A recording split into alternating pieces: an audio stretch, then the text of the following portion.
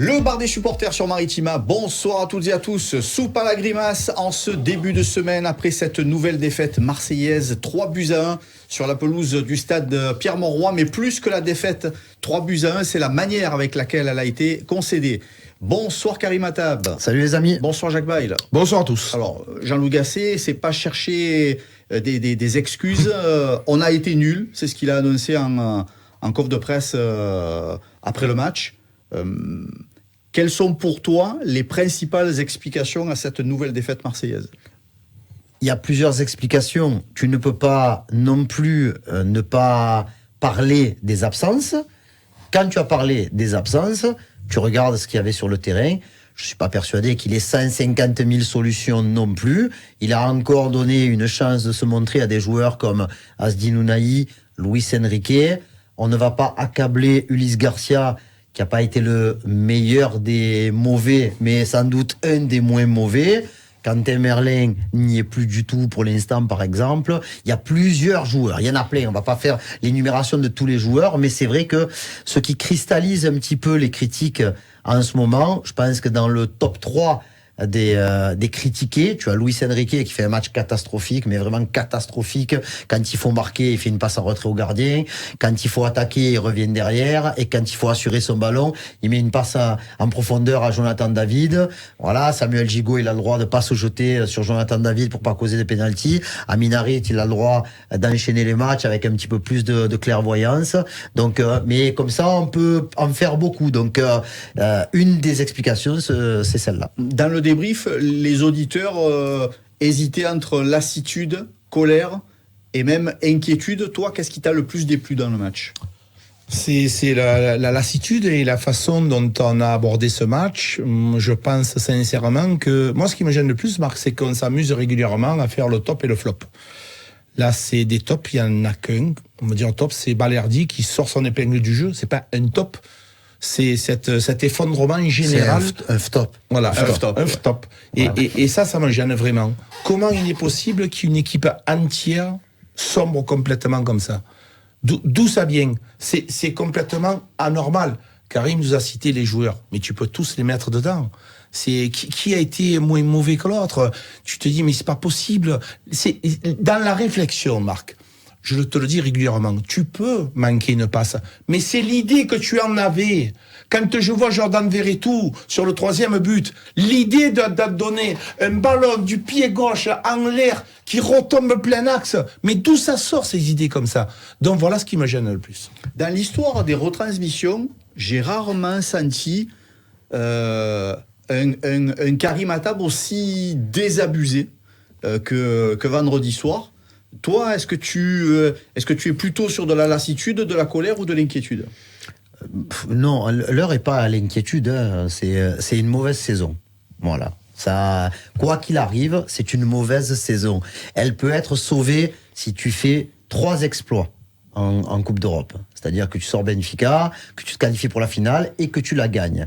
Si au final, tu gagnes cette Ligue Europa, bien entendu, tu pourras pas dire que c'est une mauvaise saison. Mais en l'état, avec le nombre d'entraîneurs consommés, le nombre de joueurs que tu as achetés et qui sont pas au niveau, le nombre de leaders que tu attendais qui sont totalement absents, le nombre de blessures qui se sont accumulées, ça commence à faire beaucoup. C'est vrai que sur le but de l'OM, je pense que de toute mon histoire, c'est le but que j'ai le moins célébré. Voilà. Alors après, il était moisi complètement, mais voilà. Par contre, je me suis plus enthousiasmé sur la construction du 3e but lillois ou la qualité individuelle du 2e but de Cabella. Mais c'est vrai qu'à un moment donné, je disais à Jaco, j'avais l'impression que on était revenu. Ce match-là, c'était la continuité du match Brest-Marseille. C'est ça. Et malheureusement, le résultat est d'autant plus frustrant que, n'en déplaise à qui vous voulez, cette équipe de Lille, elle n'était pas exceptionnelle vendredi soir. Par contre, ils ont fait le travail. Et toi, tu as fait comme tu fais d'habitude à l'extérieur, c'est-à-dire un match où tu existes à peu près 45 minutes et après, allez, arrêt buffet. Karim, jusqu'au 0-0. tu fais pas un match extraordinaire, mais eux non plus. Non, non. Tu vois une équipe... Et tu démarres mieux la deuxième mi-temps. Une pauvre équipe lilloise contre une pauvre équipe marseillaise, des passes ratées, des idées de jeu, voilà, tout le monde est moyen, il n'y a personne qui sort du lot. Et tu te dis, ben pourquoi pas, on peut arriver à faire quelque chose. Mais il faut un déclic. Mais, oui, et le déclic, tu leur donnes. C'est ça qui est terrible, Marc, c'est que c'est terrifiant. C'est un amoncellement d'erreurs. Luis Enrique, qui te donne un ballon, derrière, avec un externe, comme si donnait un ballon, tu sais, allez, un bon ballon externe offensif. Mais là, c'est défensivement, tu veux donner derrière, assure, sécurité, un bon plat de pied, sécurité. Non, lui, il donne un ballon mou, qui s'en va, le Jonathan David s'en va au but, et derrière, pour rattraper la connerie, tu as encore un joueur qui s'appelle Gigot, qui t'en fait une plus grosse. Parce à quel moment, il est en danger. C'est pas, si il y a plus de gardien, que tu fasses un penalty, elle te dit bravo, il y avait que ça à faire. Mais protège avec ton corps, protège, tu fais écran, tu le gênes, tu le pousses, avec tes épaules, tout ce que tu veux, mais ne fais pas une agression comme ça. C'est pas possible, Marco. Il y a des choses qui te disent, mais c'est incompréhensible. C'est ça qui, quand tu Karim est à l'antenne, il te dit, non, ça te fait bégayer, du coup. Non, mais il dit, mais non. Oui. Mais oui, parce que il est désabusé. Et nous, derrière, pour une se cacher, on a des images qui sont ça arrive un petit peu plus tard. Et je comprends son désarroi. Je dis, mais c'est pas possible. C'est ça qui nous met en colère. Parmi les défaillances individuelles, on en a parlé de certaines, lesquelles, justement, vous ont navré le plus? On a beaucoup parlé de Luis Enrique, de Samuel Gigot, d'Azdin Ounahi. Ah ben, il y en a, hein. Il y a la... Allez, le constat que sans doute Azdin Ounahi n'est pas fait pour jouer à l'Olympique de Marseille dans ses dispositions actuelles. Hein. Pour moi, c'est un remplaçant, mais c'est une grosse déception parce que j'avais de gros espoirs, de très gros espoirs en ce joueur qui était un bon joueur à Angers, mais on sait très bien que le palier est quand même assez haut pour passer de Angers. Par contre, qui est un très bon joueur de football international avec la sélection du Maroc. Peu importe qu'il soit bon ou pas bon avec l'OM, avec le Maroc, il est plutôt bon. Donc que ce soit pendant la Coupe du Monde, c'était pas encore un joueur de l'OM, mais depuis, quand je vois le dernier rassemblement du Maroc, encore une fois, Azdin Ounahi, il fait le travail. Après, bien entendu, c'est un joueur que j'adore, mais Amin Harit, il n'arrive plus à faire la différence comme il a pu le faire par un passé récent. Alors, encore une fois, on va rester tranquille parce que on sait que quand tu te blesses, comme il a été blessé, tu as la période d'arrêt et ensuite tu as au moins le double de cette période-là pour retrouver toutes tes qualités. Donc, voilà, le cas Harit. Après, il a pas le totem d'immunité parce qu'il a été blessé non plus. Après, moi, je suis extrêmement déçu, mais vraiment très, très déçu par Quentin Merlin. Parce que je dis pas, c'est pas Roberto Carlos. Il y a pas de souci, c'est pas Théo Hernandez, mais bon, par rapport à ce qu'il nous avait montré à Nantes, ça rejoint un peu la discussion qu'on avait eue en off la semaine dernière. Moi, je ne le condamne pas. Je dis pas que ça y est, on verra, mais je me dis peut-être que l'année prochaine, il prendra la mesure de cette adaptation qui a été compliquée. Et il a beaucoup de temps de jeu. Il n'a quasiment pas de concurrence parce que quand on ne le fait pas jouer, c'est qu'on donne un peu de temps de jeu à Ulysse Garcia. Mais là, Garcia, Gueye, Onana, même s'il était disponible, il n'y en a pas pendant 15 jours. Donc tous ces joueurs-là vont être, entre guillemets, des titulaires en puissance pour la double confrontation contre Benfica. Alors le nombre de blessés n'arrange rien, bien évidemment, mais on a la confirmation aussi de ce manque de talent et de ce manque de caractère. Tout le monde en parle. Les auditeurs n'avaient que ça à la bouche dans le débrief. Pas de caractère, zéro leader. C'est un constat abrupt, encore plus qu'on a fait vendredi soir. C'est l'implication que tu mets. Quand on le dit régulièrement avec Steph, avec Karim, tu peux perdre au football. Tout le monde a joué, tu as le droit et ça fait partie du jeu. Perdre, tu as le droit, mais c'est la manière dont tu perds. C'est ce qui nous désabuse. C'est ce qu'ils disent les gens. C'est la jeune fille Astrid qui nous disait. J'en ai assez de voir cet OM-là. Cet OM qui n'est pas conquérant. Cet OM qui ne se bat pas. Ces distances de marquage. Alors ne confondons pas la grinta et la bêtise, comme peuvent faire certains joueurs, pour pas les citer, qui nous mettent en danger. Mais quand même, un peu d'implication. C'est un peu de respect de l'institution OM. Moi, je veux bien qu'on me parle que les joueurs n'arrivent pas à s'adapter. Les gars, un des plus grands clubs de France, si ce n'est le plus grand club de France. Il fait beau. On n'est pas en Russie, à Moscou, où il fait moins de 40. L'adaptation, moi, je veux bien un moment. Ça va. Ils ont d'autres problèmes là-bas. Mais voilà. Ouais. Mais à un moment donné. Oui, que la météo, c'est autre chose. À un moment donné, stop. Voilà. Maintenant, la préparation, pas la préparation, l'entraîneur, pas l'entraîneur. Il arrive à un moment donné, Marco, à la fin d'année, tu tires un bilan. Tout ce qui s'est passé auparavant, tu l'oublies. Tu vas juste tirer le bilan des joueurs. Le bilan des joueurs, les uns après les autres, pas que, hein. Ils sont médiocres. Pas que le bilan des joueurs, hein, Jaco, il faut faire. Oui, mais parce que là, on part de très très loin. Hein. Non. Mais le bilan, il faut le tirer de la première semaine de juillet jusqu'à la fin du mois de mai. Hein. Effectivement, là, on était en train de parler des joueurs. Après, tu vas être obligé, et c'est essentiel, de tirer le bilan de la direction. Et là, sincèrement, je vous le dis du fond du cœur, je pense que le bilan de la direction, il va être beaucoup plus dramatique que celui des joueurs. Parce que, attention, là, il y a beaucoup de choses qui vont ressortir. La médiocrité du recrutement, la médiocrité de la gestion, la médiocrité des choix des entraîneurs, la médiocrité des choix de directeurs du football. Dans les instances, il y a eu beaucoup trop de changements. Et ça, il va falloir en parler à un moment donné ou à un autre. À part le retour des blessés, quels sont les autres leviers qui sont à la disposition de Jean-Louis Gasset et de son staff pour faire une fin de saison relativement convenable? La bonne mère. Eh ouais. Et c'est tout. Non mais franchement, qu'est-ce que tu veux? Non mais là, pour le coup, on le prend un peu à la rigolade, mais oui, c'est le retour de Chancel Mbemba. J'espère qu'il sera là jeudi contre Benfica. Après, honnêtement, je ne sais pas où en sont dans leur protocole de retour des joueurs comme Klose ou Ismaïla Assar, parce que c'est vrai que l'air de rien, être amputé de tout ton axe droit, c'est-à-dire Mbemba, défenseur central, axe droit, Jonathan Klose, latéral droit, Ismaïla Assar, attaquant de couloir droit, et même Amir Murillo capable de venir suppléer, c'est pas rien non plus, c'est pas une paille comme dit Jaco, hein, mais les joueurs qui ont eu la possibilité de disputer les derniers matchs, ils avaient quand même ils avaient un très très beau coup, une très belle carte à jouer. Malheureusement, ils ont raté. Tu vas pas. Je pense que plus jamais de sa vie, Ulysse Garcia il jouera latéral droit. Mais je dis pas ça pour l'enfoncer. Je dis juste que c'est un concours de circonstances tu fais, exceptionnel. Mais tu fais comme tu peux. Tu fais comme tu peux en ce moment. Et le problème, c'est que tu ne récupéreras pas assez de joueurs, il me semble, pour la double confrontation contre Benfica. Parce que même si tu récupérais Jonathan Klose la semaine prochaine pour le match retour, et pourquoi pas, mais j'y crois pas du tout, Ismaïla Assar, dans quel état Comment ils peuvent jouer? Amir Murillo, ça fait une semaine qu'il s'entraîne.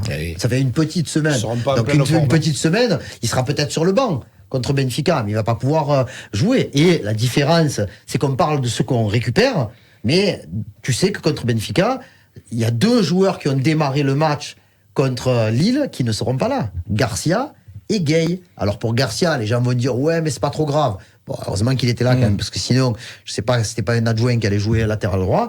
Mais pour Gay, tu sais que même s'il n'a pas été bon, lui non plus, contre Lille, mais il nous a plutôt habitués à des performances correctes avant ça. Donc il va falloir trouver une solution pour pouvoir être compétitif. Karim, quand tu rajoutes à ça, je m'excuse de Marco, les 2 suspendus pour le match de Toulouse. Oui, mais bon, avec les cartons jaunes. Toulouse, c'est dans 10 jours. On peut espérer. Ça rajoute encore des soucis que tu as.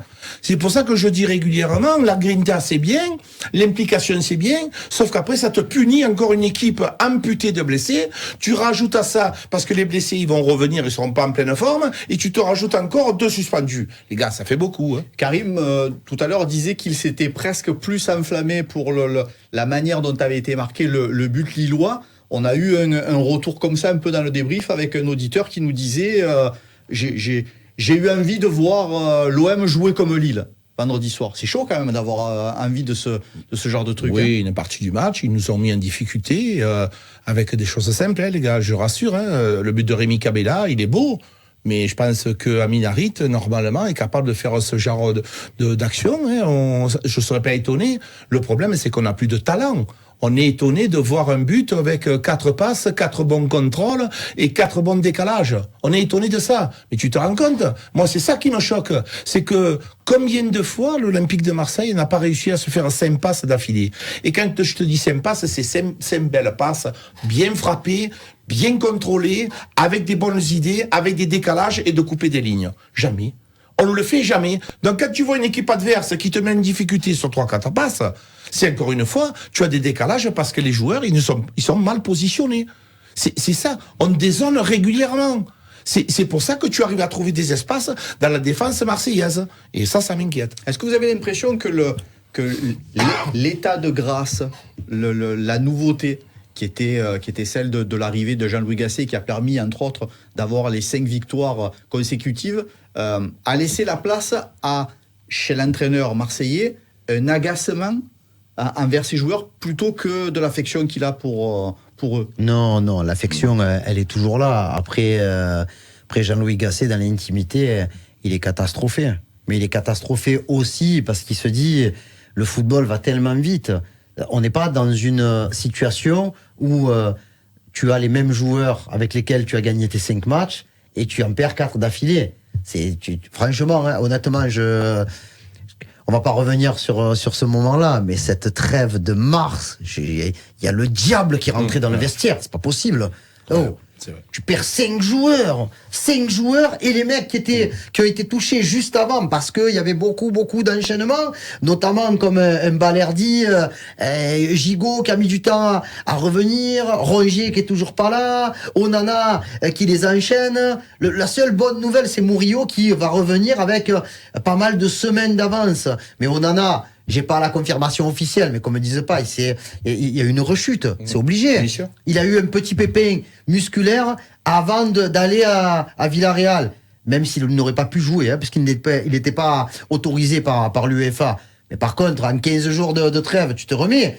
Et quand tu sais qu'il n'était pas là pour le match contre le PSG, il n'est toujours pas à l'entraînement pour le match de Lille, c'est qu'il y a eu quelque chose de plus grave. Et ça s'appelle une rechute. Donc, tu as un constat à faire. Le constat, c'est que les joueurs que tu mets sur le terrain, dis-toi bien qu'il a fait jouer 10 minutes Correa. Et que Correa, tellement il était content de jouer. Il voulait frapper le coup franc. Il a frappé le coup franc. C'était la première fois qu'il a joué 10 minutes depuis le match de l'Ajax. Donc, à un moment donné, tu te dis, il y a aussi, bien entendu, il est pas content.